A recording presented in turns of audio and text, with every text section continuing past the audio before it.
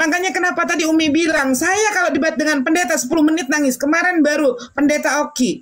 Di sini muka merah, tunjuk-tunjuk maki-maki. Karena apa? Kenapa dia dikatakan pengajar sesat? Dia menyesatkan. Dia menyesatkan ajaran Yesus, tapi dia rakus dengan apa? Perpuluhan.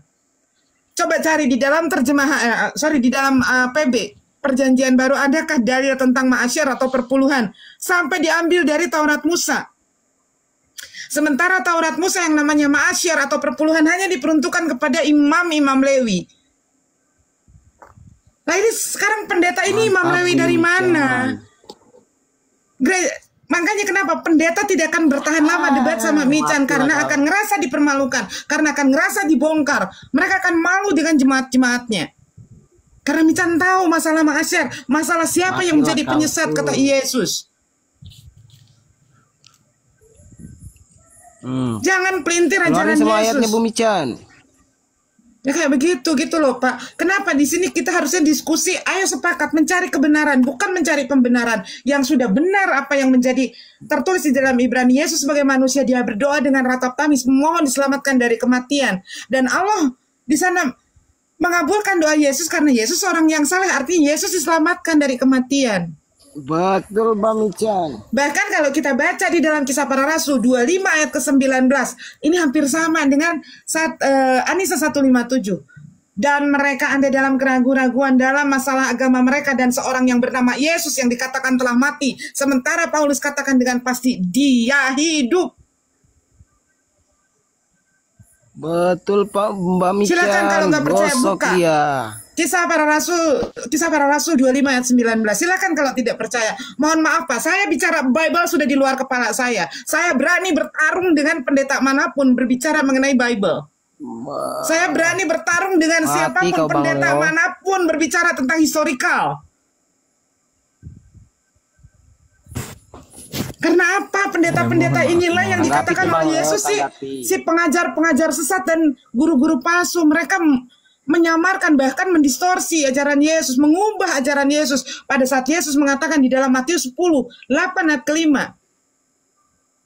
Ya, Matius 10 ayat 5, dari 5 sampai 8. Ya, nanti didistorsinya apa? Pakai ayat sisipan ya.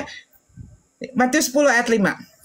Yesus melarang ke-12 muridnya untuk menyimpang ke bangsa-bangsa lain atau masuk ke dalam kota Samaria. Kata Yesus apa? Kata Yesus apa? Pergilah kepada domba-dombaku yang hilang dari kalangan Bani Israel. Sampaikanlah kerajaan sorga sudah dekat. Sembuhkanlah orang sakit, tahirkanlah orang kusta, sembuhkanlah orang buta, bangkitkanlah orang mati. Berikanlah dengan cara cuma-cuma, karena kamu pun mendapatkan dengan cara cuma-cuma. Nih Yesus mengatakan, aku diutus hanya untuk domba-dombaku yang hilang dari kalangan Bani Israel. Lalu bapak-bapak gereja menambahkan, menginsersi Matius 28 yang hanya sampai ke-15, ditutup dengan ayat prajurit upahan. Ditambahkan satu perikop 16 sampai ke-20. Isinya apa? Tentang pengabaran Injil, termasuk juga amanat agung.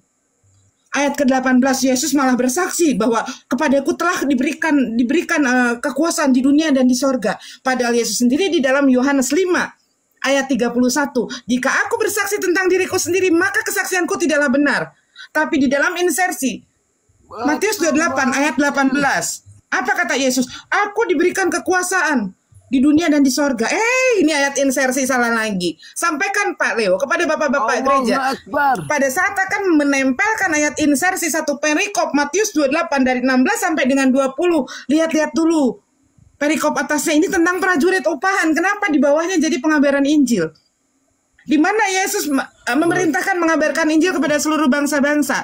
Matius 10 ayat 5 sampai dengan 8. Jelas Yesus melarang ke-12 muridnya untuk mengabarkan Injil kepada di luar daripada Bani Israel.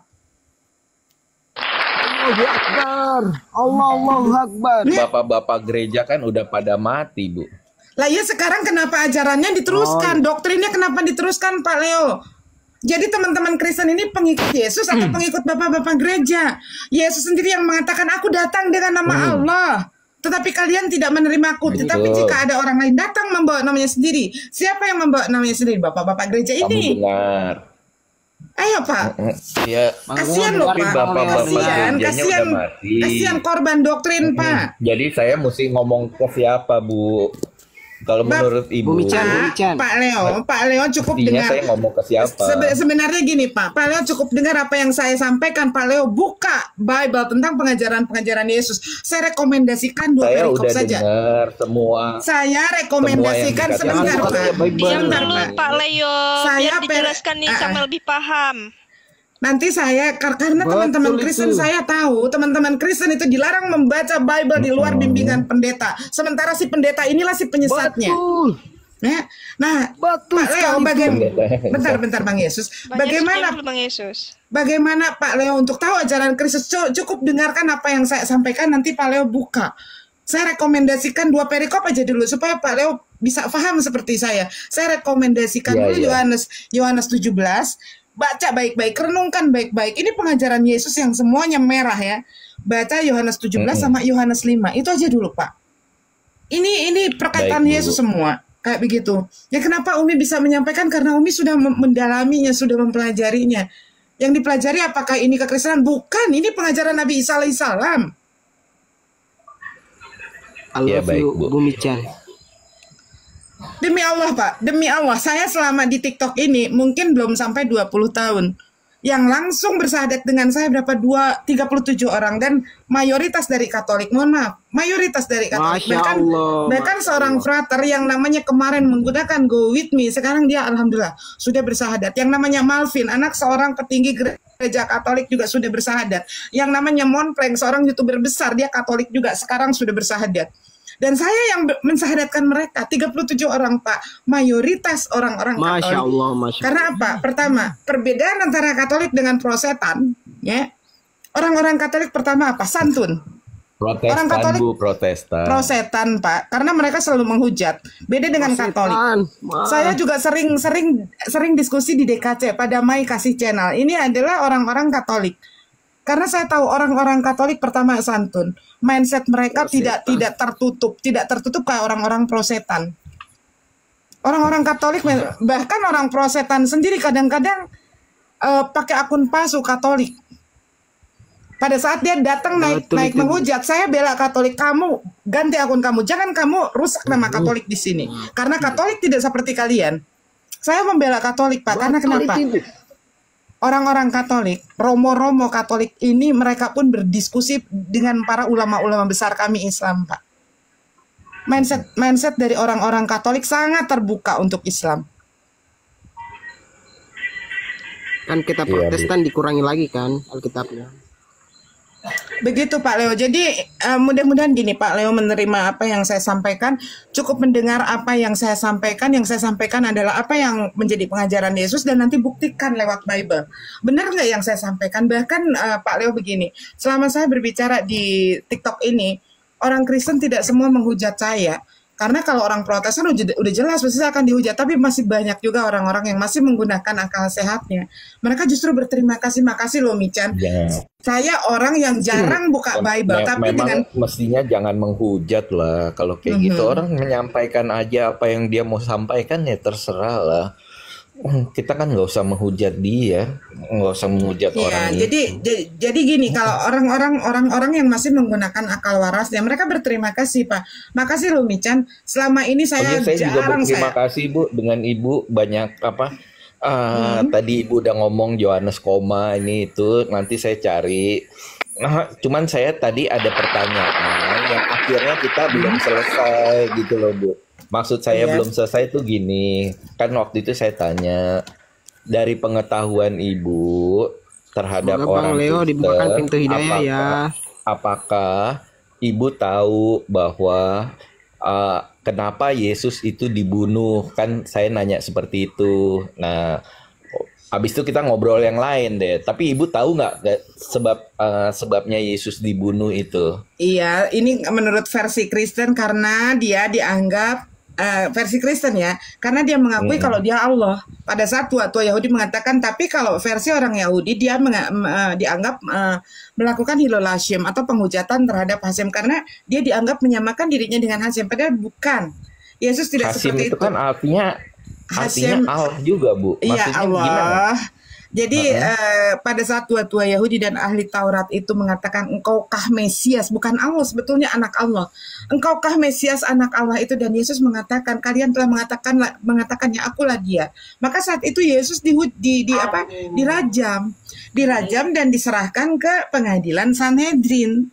Setelah di pengadilan Sanhedrin, karena di sana Yesus mengatakan dirajam, maksud saya gini Bu, berdasarkan Alkitab yang Ibu ada, saya nggak pernah lihat Yesus dirajam. Kalau di Alkitab ya Bu, nggak tahu kalau di tempat lain. Kalau di Alkitab nggak ada Yesus dirajam.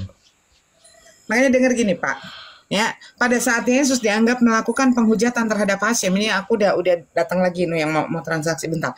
Pada saat Yesus dianggap melakukan penghujatan terhadap Allah itu karena tua-tua Yahudi dan ahli Taurat bertanya kepada dia, engkaukah Mesias anak Allah itu? Iya betul. Ya, dan Yesus mengatakan kalian telah mengatakannya akulah dia. Yesus mengakui kalau dia adalah Mesias anak Allah itu. Ya kan? Sebenarnya nggak persis itu Bu. Iya, bukan ini sebentar saya itu, Bu. Iya sebentar ya. Ini saya berbicara tentang versi di mana Yesus berasal dari orang kan Yahudi. Tadi Ibu bilang versi Yahudi. Iya, karena Yesus orang Yahudi Pak, saya tidak percaya dengan Yesus versi Yunani Pak. Karena Yesus bukan orang Yunani. Kenapa saya bicara begini? Karena saya juga berguru kepada seorang rabi. Rav Yakub Baruk itu adalah rabi saya juga. Saya berguru kepada seorang rabi. Rav Yakub Baruk itu rabi saya juga. Saya belajar sama dia juga. Aci Billy juga dia rav saya juga gitu kan.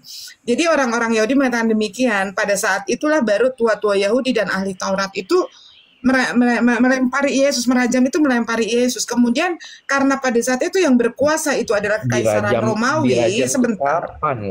Sebentar Pak, ini saya berbicara versi Yahudi dulu ya Pak. Ya pada saat Yesus telah berbicara demikian. Tapi atau ada di Alkitab apa enggak Bu? Kalau nggak ada di Alkitab ya saya nggak tahu gitu loh Bu. Nah makanya nanti kita sampaikan di sana ya. Nanti sampai sebentar dulu Pak, karena ini saya waktunya terburu-buru, ada yang nunggu saya juga bentar. Pada saat Yesus dilempari oleh tua-tua Yahudi, karena yang pada saat itu yang berkuasa ada kekaisaran Romawi, maka dikirimlah Yesus ke pengadilan Sanhedrin. Di Sanhedrin Yesus disidang tidak ditemukan kesalahan. Kemudian dikirimlah ke persidangan Pontius Pilatus. Disidang di hadapan Pontius Pilatus. Lagi-lagi itu nanti ada ayatnya di dalam Bible. Nanti setelah saya ada perlu dulu, nanti saya bukakan dalilnya. Setelah dilakukan persidangan di hadapan Pontius Pilatus, ternyata tidak ditemukan kesalahan juga. Kemudian dikirimlah ke pengadilan Herodes. Disidang lagi di sana, di hadapan Herodes, lagi-lagi tidak ditemukan kesalahan Yesus, sehingga Herodes mengembalikannya kepada Pontius Pilatus. Nah ini akhirnya si Pontius Pilatus ini memberikan pilihan kepada tua-tua Yahudi ini, karena tua-tua Yahudi memang keinginannya Yesus yang disalibkan, maka salibkanlah dia, kata tua-tua Yahudi. Seperti itu. Nah ini itu terjadi, semua terjadi. Ya, nah yang dikatakan di dalam Anisa 157 nanti peristiwanya itu pada saat Yesus akan disalibkan, itu Allah yang menyelamatkannya. Makanya di dalam kalender kekristenan ada yang disebut dengan kenaikan Isa Al-Masih, itu pada saat Isa Al-Masih diangkat oleh Allah. Sebentar Pak Leo, silakan lanjut dulu sama teman-teman yang lain. Ini Bu, saya ada tamu dulu ya. Saya juga permisi dulu ya Bu ya. Ini saya Terima ada tamu. kasih Bu Mika. Terima kasih Pak yang Leo. lain-lain.